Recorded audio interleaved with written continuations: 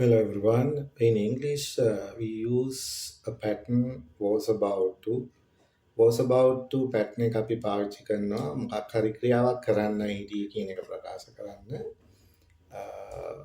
සරල උදාහරණ කීපයක් බැලුවොත් I was about to go out. මම එළියට යන්නයි හිටියේ. I was about to say the same thing. මම ඒ දේමයි කියන්න හිටියේ.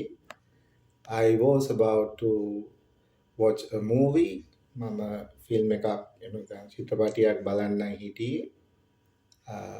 I was about to call you. මම ඔයාලට කතා කරන්නයි හිටියේ. ඒ කියන්නේ යම්කිසි ක්‍රියාවක් කරන්න හිතලා සූදානම් වෙලා ඉඳලා ඒක මොකක් හරි හේතුවක් නිසා නතර වෙනවා. ඒ අවස්ථාවේදී තමයි අපි මේ was about to කියන පැටර්න් එක පාවිච්චි කරන්නේ. ඔයගොල්ලෝ try කරලා බලන්න, කමෙන්ට් එකක් දාන්න උත්සාහ කරලා.